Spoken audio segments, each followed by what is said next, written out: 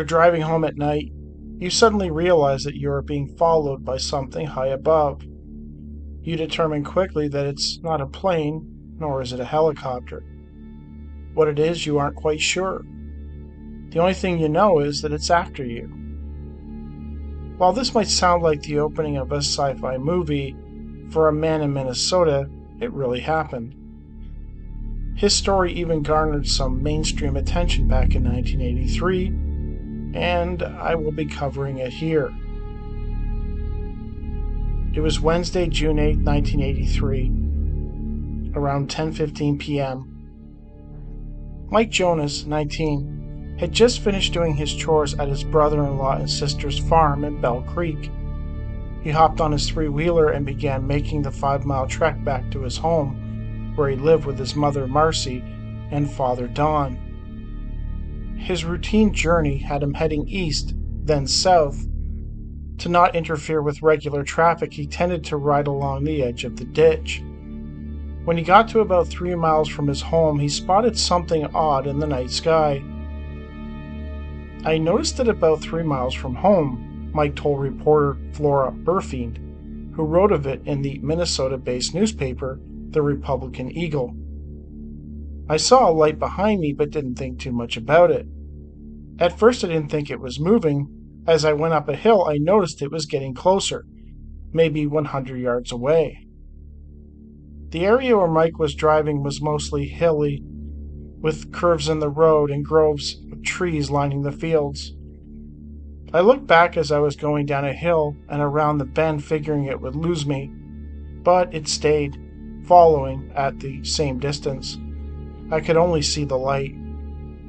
Mike admittedly became unnerved by the strange sight, and actually considered stopping his bike and examining it. He was suddenly overcome with an ominous sense that if he stopped, something awful might happen. "Maybe I'll never get home again," he told Burfield. Mike turned south at the crossroad. The object stopped and waited before moving across the intersection, where it turned a perfect 90 degrees and began tracking Mike from his right. Mike realized in that moment that the object could not be any kind of helicopter or plane, as its movement was too smooth. He accelerated to 55 miles per hour. "I don't know what would have happened if my three-wheeler had quit," he told Burfield. "It went up over trees, then came right back to the same level, never ahead of me, always behind. I had the feeling it was tracking the sound of the three-wheeler." He explained to the reporter that the object appeared to be remote-controlled because of its smooth movements and the way it hesitated, then homed in on the sound. Reaching the corner close to his home, Mike turned off his lights and drove in the dark as far as the front lawn. The object continued to follow him. "It kept coming," he said. There he stopped the engine and heard the object's sound for the first time. It was a low hum like an electric motor after it's turned off and just before it stops, slightly wavering and not very loud. "When I stopped, it stopped too. A car went by and it never moved. It just swayed a little bit." Mike was quite excited and desperately wanted someone else to see it. His mother, Marcy, was in bed but not asleep, as she was waiting up for him. "I heard him coming and knew he was going fast. Then his three-wheeler, stopped. I thought he flipped in the ditch," she told Burfield. When she heard her son running up to the house, she was relieved he was safe. "I was tired, he was excited, but I told him to go to bed. I just kind of dismissed it at first. Jonas wanted to prove to her that something had followed him home. If you want to see something spooky, come on out here with me," he told his mother. "I thought I'd better get some witnesses." "I knew he was scared," Mrs. Jonas told Burfield. Together they went outside and watched as the object hovered over the pine trees, 200 to 300 yards from the house. "We could see it plain as day. It would dim out and get bright," she told the reporter. "They thought of calling someone else, but ultimately didn't as it was getting late. In hindsight, they regret not doing it." "We should have," they agreed.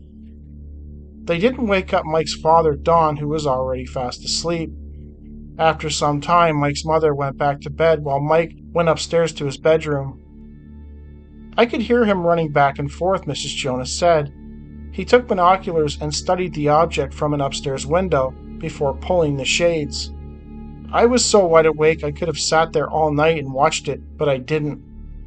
When asked to describe it, Mike claimed that it was about 12 feet across, a perfect flat edge on the bottom, shaped like an inverted soup bowl about 3 feet or more high at its highest part. He estimated it to be about the size of a car. A bright white light was centered in a foot-high section across the bottom that shone red hot. When I saw it with binoculars, I knew it was a UFO, he said. Mrs. Jonas awoke at midnight and looked out the window. It was still there, she said. The next morning, it was gone. Looking back, Mike believes the object was drawn to him by the sound of his three-wheeler. I didn't have the feeling it was spying. It didn't have anything to do with me after I stopped. I'll always be looking, he told a reporter. The next clear night, he expects to be out watching the sky. But I won't go alone, he said. A man finds himself unable to sleep due to an annoying light. Upon rising to fix it, he realizes that there's another person in the room aside from him and his wife. As his eyes adjust, he realizes that this person isn't a person at all, but something that he had been told doesn't exist. Writer-editor Dave Newton spoke to a man who claims he had a very strange encounter involving a non-human entity. At the time, he lived in West Denton, Newcastle upon Tyne in England. It was May or June 1994. The witness, going by the initials CW, wasn't certain of the exact month. On the night in question, he found himself unable to sleep thanks to an outside security light working on a passive infrared system, flashing on and off continually. He became so frustrated that he intended to get up and flip the switch off. Since there did not appear to be any reason for it to be going on and off, he assumed it was a glitch. Then he noticed that the light was flashing on and off at exactly 20-second intervals. CW's detector was set to warn of multiple minimum movement in the backyard, which was accessible to the storage area for his business. He felt slightly uneasy and concerned as he was unable to see why the light was activating like it was, which had been going on for several minutes by now. At that moment, CW felt like something was amiss. He began to sense that there was someone else in the room, and he looked around.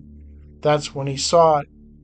About 2 to 3 feet from the bottom of his bed, CW observed a small, childlike creature. It was standing very still and appeared to be making eye contact with him. He felt in a state of shock and disbelief and checked himself to make sure he wasn't dreaming. CW told Newton that he did not immediately feel threatened, but very surprised. The eyes of the creature were large, black, and glassy, oval-shaped, and they seemed to be the most prominent feature of the creature's face and head. The mouth was very small, and the head looked too heavy for the body. By this time, CW felt very uneasy about the whole situation. I started to realize somehow that it was as concerned as I was about it being there, and me looking at it. It was as if I had it trapped in my gaze, and it knew that I knew I wasn't dreaming. CW began trying to wake his wife, which only seemed to make the situation worse. He felt that if he looked away from the creature, it would give it enough time for it to escape. Sadly, no matter how hard he tried, CW could not awaken his wife.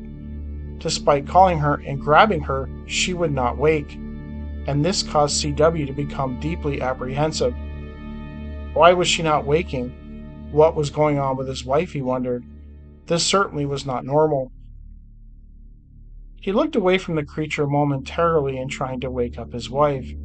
Noticed that it seemed to vanish in that it moved from one side of the room to the window wall. It vanished through the outside wall in less than the blink of an eye. CW then managed to finally wake up his wife, who told him that she was aware of him trying to wake her, but she could not respond. CW went to the window but saw and heard nothing.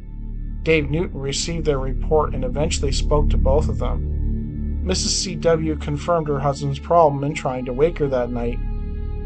She was fully aware of what was going on in the room, but could not respond.